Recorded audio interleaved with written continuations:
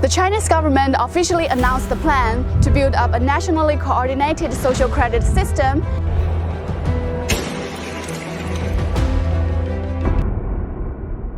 All right, let's talk about a topic that might bring us some trouble. But the world as we know it and our freedom are about to change. There will be a before and after. Once our retina or iris is scanned, the days of freely wandering without a camera in a park or a restaurant recognizing us instantly are over. Our name and our data will appear at the click of a button. The Worldcoin project promises a revolution in the way we manage our digital identity, offering cryptocurrencies in exchange for a simple iris scan.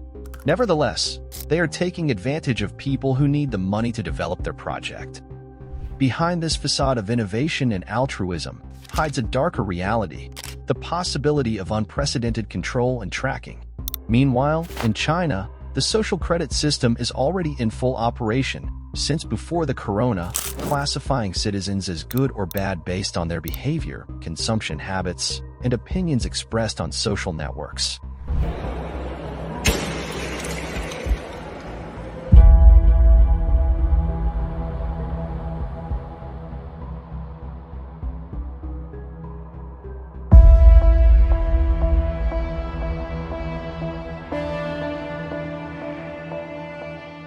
This system not only determines your ability to obtain loans or start businesses but can also restrict your mobility, choosing who can travel, buy properties, or even enroll their children in prestigious schools. Untrustworthy people. I can't buy property. My child can't go to private school, he says. You feel like you're being controlled by the list all the time. The suspense intensifies when considering the implications of such a system. What if one day you decide to cross the street on red? Or if an impulsive purchase on the internet lowers your score as a citizen? Life becomes a constant game of surveillance, where every action is monitored, analyzed, and judged. But the most unsettling question of all is, who decides which behaviors are rewarded and which are punished? In this new world order, the lines between right and wrong are different according to each one's criteria, leaving citizens without the ability to make their freedom. Freedom, as we knew it, becomes an obsolete concept, replaced by blind obedience to the rules of an omnipresent and all-powerful system. The question we must ask ourselves is, are we willing to pay the price of comfort and security at the cost of our freedom and privacy? We enter the subject with the Worldcoin project. This company is in development, but it has already achieved more than 300,000 iris scans, with the purpose that each iris is a unique token and can be associated with a wallet, a person, etc. That gives much to think about.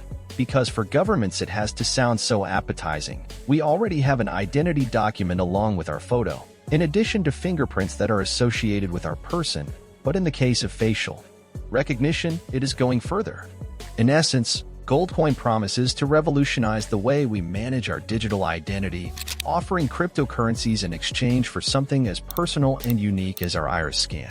In a world where it is increasingly difficult to distinguish between reality and science fiction, this project seems taken from a dystopian novel by George Orwell. Think about it. Once your iris is registered in a database, linked to a unique digital identity, what ensures that this information will only be used for the promised purposes? The controversy arises when we start to question who has access to this data, how it is used, and, most importantly, how it is protected. And it doesn't end there. Imagine for a moment that this system is combined with something similar to the social credit in China. They would not only know who you are just by looking into your eyes, but they could also judge whether you are a worthy citizen based on your consumption habits, your political opinions, or even your behavior on social networks.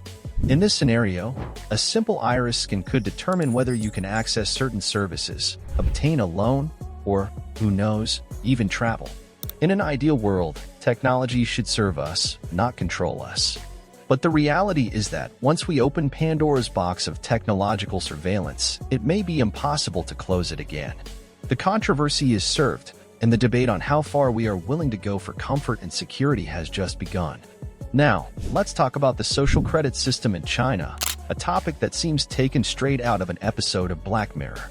This social credit system is like a technological big brother that is constantly watching you. If you're a good citizen, that is, if you follow the rules, praise the government, and contribute positively to society, for example, by donating blood, your score goes up. This can translate into tangible benefits, such as discounts on public services, access to loans with better conditions, and even preferences on waiting lists for schools or apartments. But what happens if you're classified as bad according to your score? This is where things get really interesting, and by interesting, I mean terrifying. A low score can lead you to a kind of social blacklist. Suddenly, you find yourself with travel restrictions, difficulties in obtaining loans, and even problems enrolling your children in good schools. So, your actions also affect your relatives. Do you understand now? They are almost forced to follow the government's instructions, and the most surprising thing is that for them it is the most normal and they see it with acceptance. Even in the worst case, your name and face could appear on public screens, pointing you out as someone untrustworthy, and show your face on the mobile app map to warn that they are near a bad citizen. The controversy around this system is huge. On one hand, it is argued that it helps maintain social order and promotes responsible civic behavior. What do you think? I wonder if there is any way to appeal or correct your score if you believe there has been an error. Anyway, this does not end here. There are more examples. Dubai has decided to take the concept of traveling light to another level. Now, instead of rummaging in your pockets or your bag looking for your passport, your face is your ticket in and out. Let's break it down a bit, because this topic has a lot to unpack. On one hand, they sell you the idea of bulletproof security, crime prevention, and a user experience that borders on magical. But what happens when the magic fades and we realize that we are in the scenario of a technological Truman Show? This is where things get spicy. Imagine that every step you take is recorded in a gigantic database, potentially within reach of whoever has the power or the money to access it. All right, I'm not famous or anything, but I don't know if I like the idea of them knowing everything I do. It's disturbing, not to mention the withdrawal of cash, which is closer than you think. It's like I'm suffocating with all this topic, and I can't stop thinking that I'm afraid of losing my privacy. And the thing is, deep down, who wants to live under a microscope? The idea that every movement, every purchase, even every place I visit can be tracked and analyzed makes me feel like I'm in some kind of reality show without my consent. The thing about cash is another story that keeps me spinning.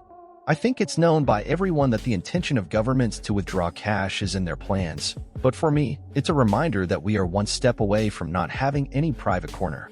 Every expense, no matter how insignificant, will be recorded on some server, ready to be analyzed, judged, or even used against us. This suffocation I feel is not just fear of losing my privacy. It's the fear of losing part of my humanity. Is this the price we must pay for living in the digital age? Do you think we will reach the level of China? Share the video with a friend. Thanks for watching the video. Don't forget to subscribe and turn on notifications so you don't miss any of our upcoming journeys through knowledge and mystery. If you liked the video, give it a like and share it with your friends.